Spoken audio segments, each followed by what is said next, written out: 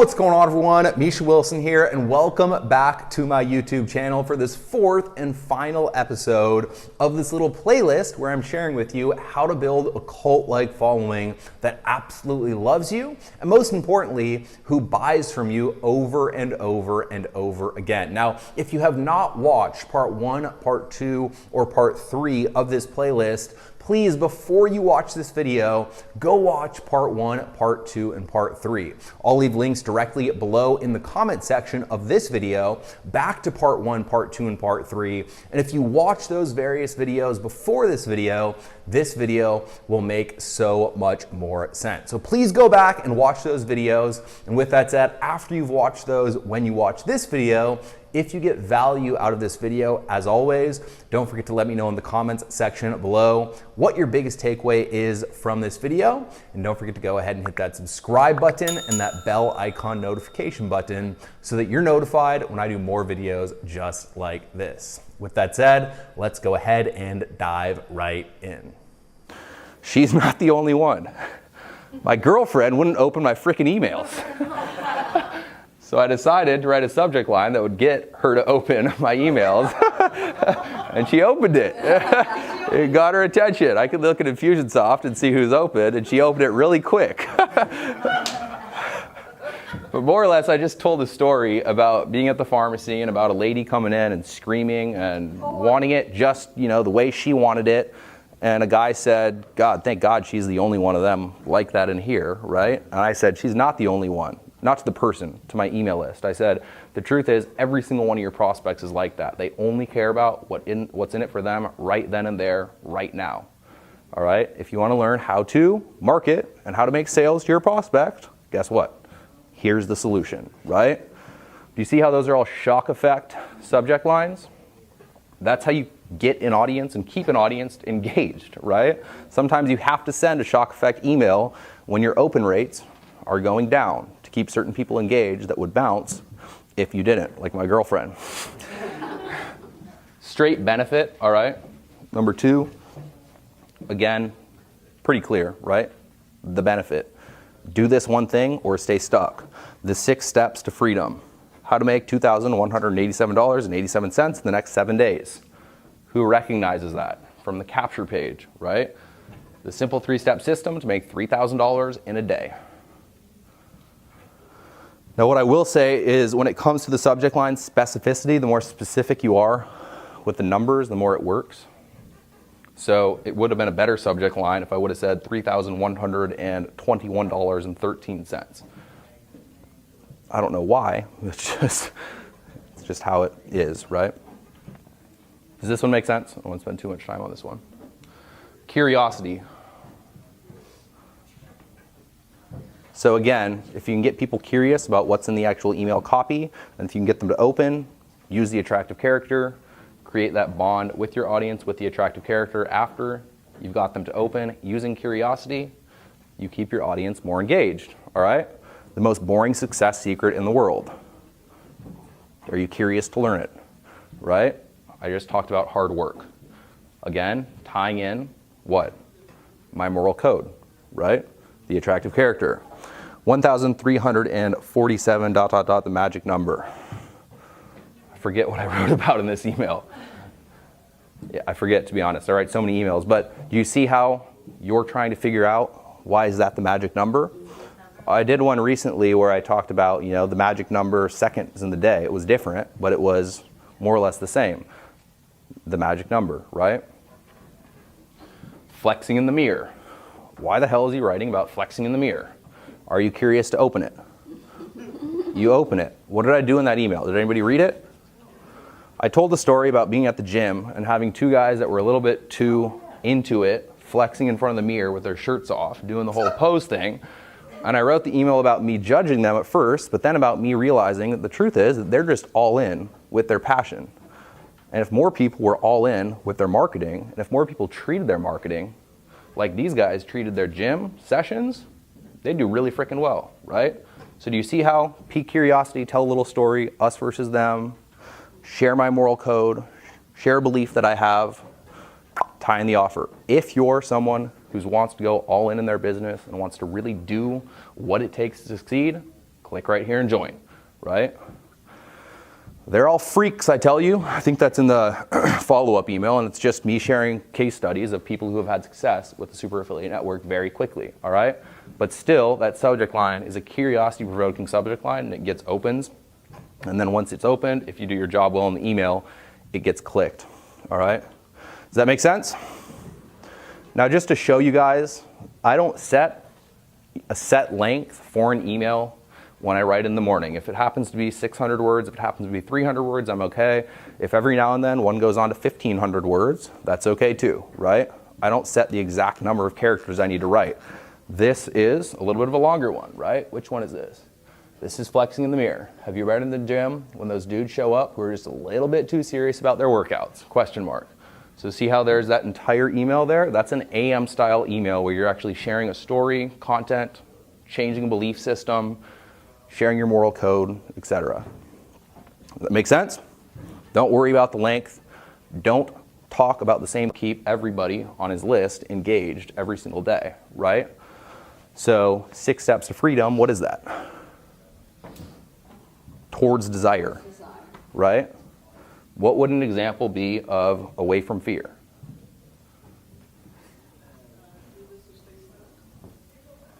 All right? Again, that's kind of, your future pacing to their actual desire. But again, do you guys get the difference? And do you get how some will appeal to one person, one will appeal to one person, one will appeal to another? Based on what they're going on, based on what's going on in their day, right? Ace and Rich didn't buy the first time. They bought when they were in a state of pain, right? He had been, going through his journey as a rock musician, right? He had been hearing and learning about internet marketing for a while. He bought based on a pain that was going on in his life. If that person hadn't have sent an email that day talking about how to move away from pain, they would have never bought. Don't hard teach. This is important, all right? Again, 80% story, 20% content. With webinars, what works best? Teaching the 30,000-foot view and not going in-depth analytical, right? The same thing tends to work best with email. Entertain above all else. How many hours of TV do people watch a day? 6. How many books do they read? 1 per year. 1 to 5, right? If you can just be the person who provides that little bit of entertainment that people actually genuinely like, then at the same time, use all the different elements of the attractive character, you're going to do very well with your email marketing. Entertain and teach what to do, not how to do it, all right? Your product is how to do it. So what to do, not how to do it. Does that make sense? And that's a big one. If you're always teaching how to do it all the time, you're going to get people who really like you on your list, but they'll never buy. And then when you sell them something, they'll complain. All right? You want to repel people who aren't willing to buy. Make sense? All right, this is your PM message. So remember, 2 emails per day. AM message, a little bit longer, entertainment, value, story, right? Use the attractive character. PM message, what do they do on the radio? Commercial, they ask for the sale, right? So what you're doing, whoops, I should have made this come up on different bullet points. You want it to be a short and punchy advertisement. You want it to be 3 to 5 links per email. You want there to be 3 to 5 links per email. That'll get clicked on the most. The more your emails get clicked, the more your engagement continues to increase. So if Aweber sees that you're getting a lot of clicks, they say, okay, this person knows what he's doing. They're a legitimate marketer. Let me bump them to the better server that gets better deliverability, all right? Where if you're getting 0 engagement and 0 clicks because you're not willing to go ahead and promote your offers, even if you're sharing the best content in the world, they don't reward you, right? 2 psychological triggers to hit is identification and catharsis. Again, Dagan taught me that. Identification. What's identification? I used to feel exactly how you feel right now. I had all these problems, stuck, struggling, overwhelmed, rejection over the phone, cold calling, right? Catharsis is just an emotional release. So you have to know what your prospects have a bunch of emotion tied up around. With network marketing, do your prospects have a bunch of emotion tied up around the phone? Yeah. Why? Because they associate the phone with constant rejection, right? So if you were to tell a network marketer how to recruit on autopilot without the phone, right? That sense of catharsis. God, I don't need to pick up the phone and I can still get, that benefit that I want. So focus on identification and catharsis. If you can, be congruent with your AM and frame as an answer to a question, all right? So as an example, if you were to write, let's say, a frequently asked question style AM email about how to get traffic, right? The PM could be, a lot of people have been asking me what I use for traffic. The truth is, I used to feel exactly how you feel. I was stuck, I was struggling, I was overwhelmed with the power editor, I hated it. Identification, right? I found solo ads, a link to the solo ad success formula, everything changed. Now, I get tons of traffic without the power editor, without tech overwhelm. See how that's catharsis? Click here to grab your copy of the solo ad success formula right now. PS, tie in something in the PS line, another link, right? 3 to 5 links in each email. Do you see how that was framed as? People have been asking me what that source of traffic is. This is an example of a PM message. See how much shorter it is? This is actually kind of a long one, right? Do you see how the subject line is hyperlinked? So what I did is I wrote the subject line, then I pasted the subject line as the first little portion of the body copy, right? Wrote the email. Earlier I wrote, to you in regards to daily email broadcasts versus autoresponder messages, right? See how I'm tying in earlier today I wrote? See how I have a link at the top, a link there in the actual body, a link here, then I also had a link in the PS line, right? So do you see how I'm just giving them the chance to buy? All right. Do you guys understand PM messages? Yeah? You drinking through a fire hose right now? Yeah? What? Is that Central Time or like Eastern Time. You should do it Eastern Time? Yeah, that's what Dagan taught me. Some people say a little bit later in the morning, Eastern, but I've never split tested against it. It would be worth split testing. So does everybody understand the 2 email per day strategy? Entertainment, value, content, advertisement. Let's talk about people on your list, all right? So your list is not made up of people who all think the same way and people who all think exactly like you, all right? There's a bunch of different types of individuals. There's introverts, there's extroverts, there's leaders, there's community lovers, there are analytical people, there's kinesthetic people, all right? If you can appeal to all of them, you'll be able to create and manage your herd in a more efficient manner. So here are the type of people on your list. Analytics, the numbers guy, Jason, very analytical. Fun community type, Ace and Rich, love the community, right? The helper, people like to help people. Leaders and kinesthetics. Now how you appeal to them is with the analytics, you show them the 1 split test to your capture page that bumped conversion rates up by 3.8%. That's going to appeal to the analytical person because they want to know what changed and what bumped up that conversion rate by 3.8%. The fun community type, you want to use jokes and you want to show them that you're fun. Again, don't be boring, all right? If that's the only thing you understand from this lesson, you got value. Don't be afraid to inject your personality and don't be boring. The helper, to appeal to the helper, you want to show case studies of people who you have helped in the past. All right? They want to help people. They want to follow someone who helps people. I show case studies all the time of people who our information has helped, right? Leaders, we talked about this yesterday. What do you do to appeal to a leader? Challenge them, all right? And leaders are the best people to bring in because they produce, and then you earn 20%, right? So challenge people in your emails. Kinesthetics are people who have to do it, all right? So give them an assignment to do. Give them something to do. That's how they learn, all right? But again, you want to appeal to all of these different people on your list. And you want to understand that all of these different people are on your list before you actually write an email, and you want to take it into account. You guys have that written down? Because it's going to take you a little while to. So what I'll say is that with the attractive character, I have in BaseCamp, which is a tool we use to kind of more or less organize stuff, and I used to have on a piece of paper every different element of my attractive character written out, right?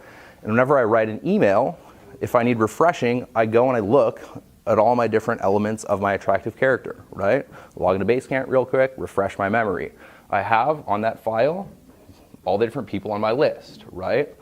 I have everything I stand for and stand against just to refresh my memory, all right? And then I say, okay, I want to write today's email to the analytical person. I want to create a sense of us versus them.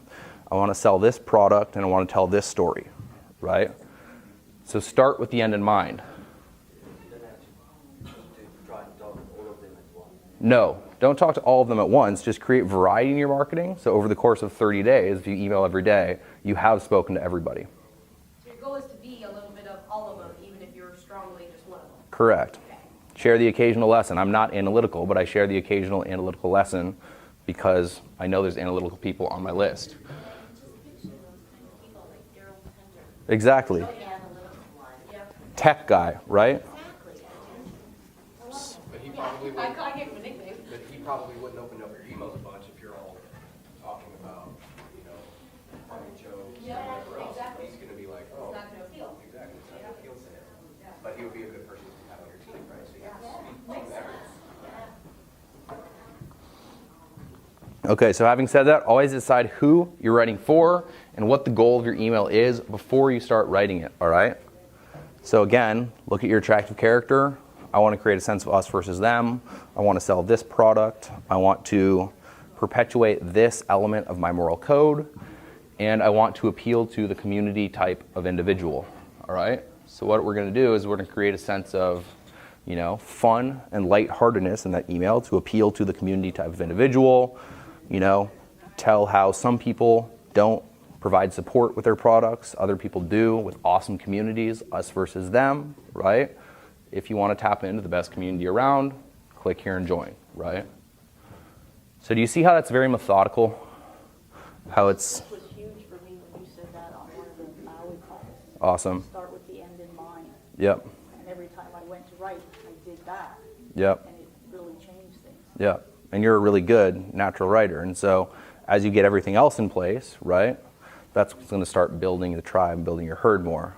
I know what your situation is right now, and it's more of that you don't have that many people because you don't have all this stuff in place, right? So you guys got to understand that if you have all of this in place, these are all the funnels to bring people through, but if you don't have the following to bring people through those actual funnels, right, it's not going to serve you that much either.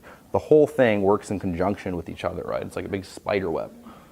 The attractive character creates a bond. These are selling mediums. Certain ones are relationship mediums. Certain ones are list building mediums, etc. All right? But if you have one piece of the puzzle missing, you're in trouble. So I just gave you an example. That makes sense though, right? You understand how you want to think about your emails before you write them? Awesome. Email your list every single day, 2 times per day. Use the attractive character and commit to mastery. There's my last slide for you guys. I hate to say it, but if I had to guess, based on previous experience, there's about 2 people in this room who will write every single day for the next 30 days. Twice a day.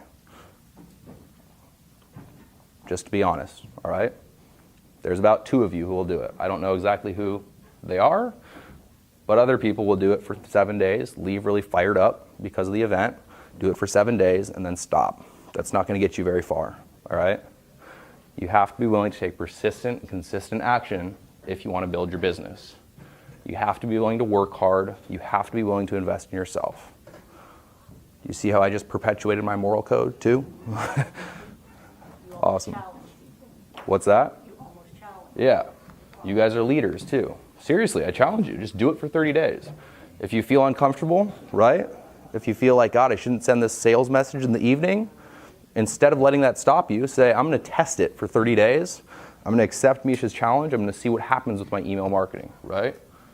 Do it for 30 days. See what happens. What happens if you do it for 30 days and you don't get the result you're looking for? You still did it. You still tried, right? What happens if you quit 7 days later? You never know what could be. Exactly. Make sense? Do you keep continually writing new emails, or do you, I call it, recycle them and resend? Good question. I try to write as fresh as I can, as often as I can, fresh emails. But having said that, if you don't have anything to write, what do we treat our email marketing like? A talk radio show, right? Like Seinfeld, right? So does a radio station play the same song occasionally? right? Do Seinfeld, does it have reruns, right? So occasionally you can send out old emails, best of emails. So track which emails get really opened a lot and which emails people love. And then when there's a day and you can't send an email, right? On Sunday, on Saturday night, queue up an old email that did really well for Sunday, and you don't need to work on Sunday, right? But you can schedule them in Youre on a certain day, Correct. right? But again, if you do the whole 60 email follow-up series or 300 email follow-up series, I'm not a huge fan of it because you can't tie in current events, right? You take that away. At the same time, you can't tie in what's coming next with open loops. So one thing that you should do in your emails too that I didn't touch on here is when you have a big promotion coming, let them know with a PS, you know, something big is coming. Create anticipation, use an open loop, just like you do with your soap opera series. So open loop shouldn't stop with your soap opera series. It happens all the time, right? Make sense? Yeah? You guys get through that? A little bit overwhelmed? Was it good? No? Yeah? Did you guys get value? Awesome. Guys, seriously, this is the thing that allows you to build the herd and build the following. And the following, again, the relationship that you have with your list is your single most valuable asset. If you don't have this funnel set up, you can't build the list. But if you don't have this set up, you can't build the actual asset, which is the list that you have a relationship with. Do you know what I found when I first started writing emails? I didn't know. So what I did, I went into aceandrich.com and I opted into there. Opted in. Here I was a new subscriber. I went to Patty Schuler. I opted in. I went to Karen Richardson. Opted. And the reason I went to Gil, I went to all these people, and the reason I did that is just to see what they do. Exactly. Not to copy their words, just to Exactly. see what they do in the morning and at night, just to see. That's a really good idea because I'm sitting here a little lost because I've never did it before. So do that, but remember, you want to identify who's doing really well, and then you want to model what they do. So part of your market research is identifying who the leaders are and who's doing well, and then you model them. Because if you're modeling everybody, only 3% of people in the industry are succeeding, right? So there's certain people that you just listed out that I really genuinely like, but they're not succeeding at the level that they want to in their business. So if you model them, what's going to happen? You get the same result, right? So Ben Settle, Vitali's pretty good, who writes emails for Elite Marketing Pro, right? He's entertaining, right? He tells stories. Also understand that they're marketing. So Yeah. don't get sucked into their marketing message. Yeah. Subscribe, listen, model, see what they're doing, but don't buy. Only if Unless I send the email, then you have permission. For me, I opt into a bunch under, and I just see what people are doing. But I'm disciplined and I'm not going to go and be like, okay. But I just like to see how they're crafting their message, how they're wording things, what they're, like if they're entertaining versus polarizing versus, just what they're doing. So, just be cognizant of the fact that they are marketing. Always. Always. All right, did you guys get value out of the morning session?